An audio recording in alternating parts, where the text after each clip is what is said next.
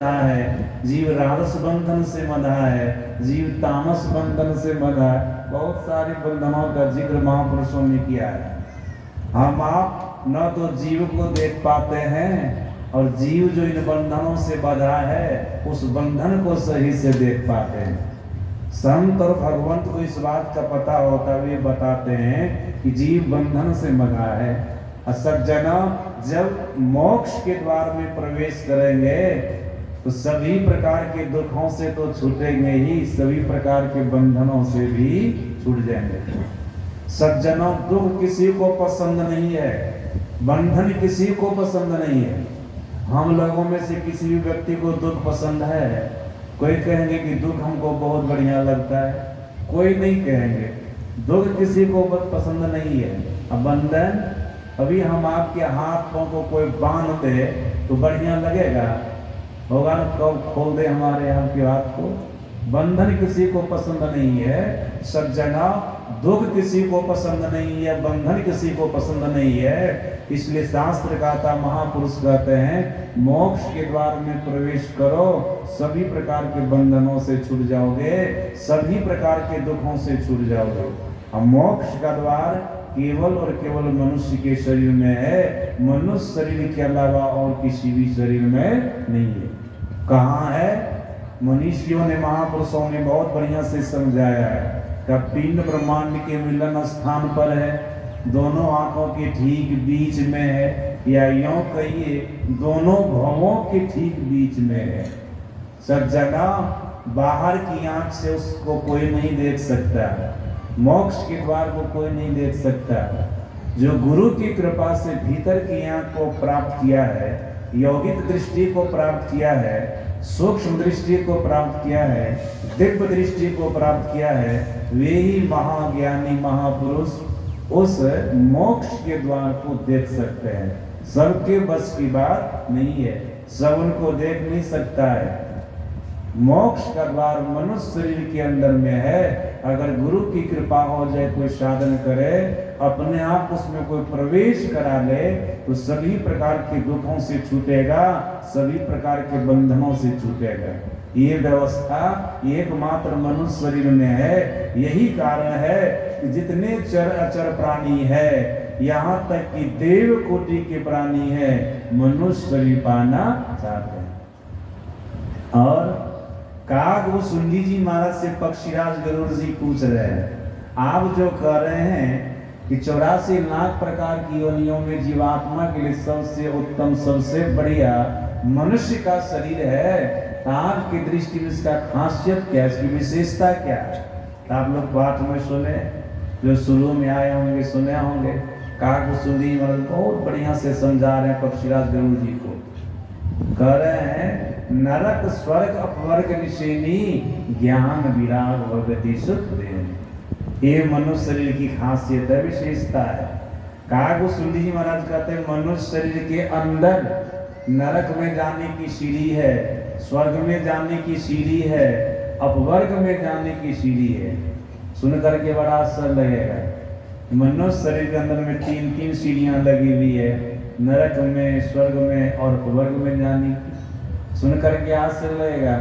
लेकिन जो संत मत के पुराने सत्संगी हैं, जो सत्संग में बारंबार भाग लेते रहते हैं, उनको सुन करके आश्चर्य नहीं लगेगा, क्योंकि वे इस बात को बहुत बार सुने हैं, सुनते ही रहते हैं। लेकिन नए लोगों को सुन करके आश्चर्य लगेगा कि मनुष्य शरीर के अंदर में 3-3 सीढ़ियां क्या है।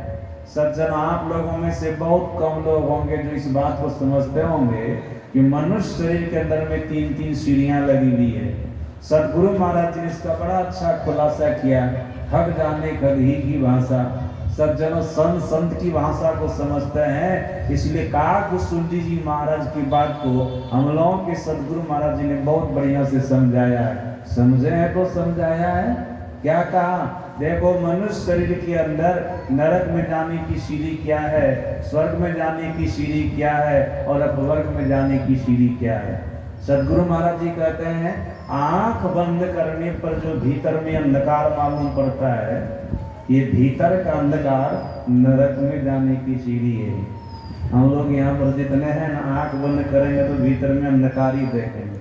आंख बंद करने पर सामने में जो काला काला दिखता है ना, ये भीतर का अंधकार है। और इसी अंधकार के लिए सदगुरु महाराज जी ने कहा ये नरक में जाने की सीढ़ी है। कहा को सुनी महाराज का यहीं पर संकेत है, और सदगुरु महाराज इसका खुलासा कर रहे हैं। सज्जनों, सदगुरु महाराज जी ने अपने प्रवचन में कहने कृपा की है, जो अंधकार में रह करके शरीर का परित्याग करता है वो नरक चला जाता है, क्योंकि अंधकार नरक में जाने की सीढ़ी है। हाँ, सदगुरु महाराज जी ने अपवाद में ये भी कहा, जो व्याकरण का अपवाद होता है, अपवाद में सदगुरु महाराज जी ने यह भी कहा, अगर कोई नित्य नियमित रूप से सत्संग ध्यान करता है, सदाचार का पालन करता है, तब अगर ये अंधकार में भी रह करके शरीर का परित्याग करता है, ये नरक में जाने से बच जाता है। ये नरक में नहीं जाता है। क्यों नहीं जाता? भक्ति का संस्कार, मतलब सत्संग ध्यान सदाचार का संस्कार उनको नरक में जाने से बचा लेता है। अगर ऐसा कोई नहीं करता है और अंधकार में रह करके शरीर का परित्याग करता है, तो निश्चित रूप से वो नरक में चला जाता है। तो सज्जनों, याद रखिएगा, हम लोग नित्य नियमित रूप से सत्संग करें, ध्यान करें, सदाचार का पालन करें, अंधकार में भी रह करके शरीर का परित्याग करेंगे, सत्संग ध्यान सदाचार ये नरक में जाने से बचा ले। नरक में तो हम नहीं जाएंगे। गुरु महाराज जी कहते भीतर का अंधकार नरक में जाने की सीढ़ी है। अंधकार में रहने वाला जीव नरक में चला जाता है। अब आप कहेंगे सदगुरु महाराज जी ने भीतर के अंधकार को नरक में जाने की सीढ़ी क्यों कहा? तो सुनिए गौर से। सदगुरु महाराज जी ने कहा भीतर का अंधकार अज्ञानता का प्रतीक है। जब तक जीव भीतर में अंधकार देखता रहता है, तब तक जीव अज्ञानी बना रहता है, और अज्ञानी जीव से भूल भरम पाप कर्म हर बार होता है। तो भूल भरम करने वाला, पाप कर्म करने वाला कहाँ जाएगा? नरक जाएगा। इसलिए सदगुरु महाराज जी ने कहा भीतर का अंधकार नरक में जाने की सीढ़ी है। संत राधा स्वामी जी महाराज ने बड़ा इसका खुलासा किया अपनी वाणी में। क्या कहा? इस नगरी में तिमिर समाना भूल भरम हर बार, खोज करो अंतर उजियारी छोड़ चलो नवद्वार। संत राधा स्वामी जी महाराज को इस नगरी में, किस नगरी में? मनुष्य रूप नगर में। इस नगरी में तिमिर समाना, तिमिर का मतलब होता अंधकार, तिमिर समाना भूल भरम हर बार। अगर अंधकार रहेगा तो भूल भरम हर बार। देखते हैं अंधकार में हम लोग चलते हैं, सड़क पर हो करके या कहीं भी जाते हैं, किसी भी रास्ते से जाते हैं, सामने में टेढ़ी मेरी हालत में रस्सी रही तो भरम हो जाता है ना। क्या भरम होता है? कि सर्प है। कितना डर लगता है उस समय, भरम हो जाता है। सज्जनों, इसी प्रकार से संत राधा स्वामी जी महाराज कहते इस नगरी में तिमिर समाना भूल भरम हर बार, खोज करो अंतर उजियारी छोड़ चलो नवद्वार। संत राधा स्वामी जी महाराज कहते जब तक अंधकार में रहोगे भूल भरम होता रहेगा, पाप कर्म होता रहेगा। इसलिए अंधकार से निकल करके प्रकाश में चलो। 9 द्वारों से निकल करके 10वां द्वार में प्रवेश कर जाओ, प्रकाश में चले जाओगे। प्रकाश में चले जाओगे तब तुमसे भूल भरम नहीं होगा, पाप कर्म नहीं होगा, नीच कर्म नहीं होगा। तब क्या होगा?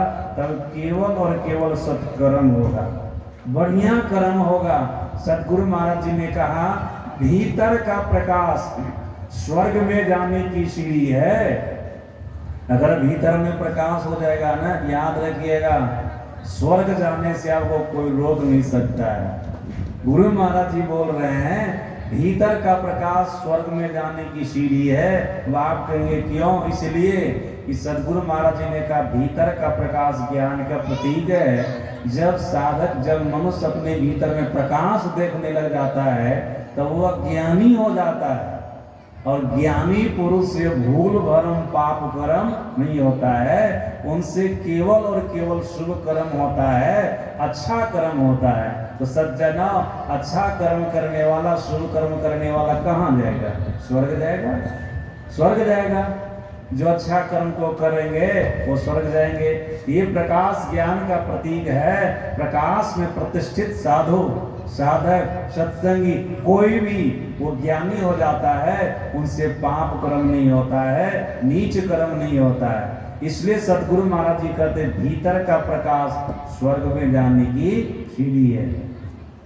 अब आप जिज्ञासा कर सकते भीतर में प्रकाश तो देखते नहीं है। याद रखिएगा, संत मत में कोई भी दीक्षा लेते हैं ना, उनको सबसे पहले 3 साधन बतलाते हैं, मानस जप, मानस ध्यान और दृष्टि साधन।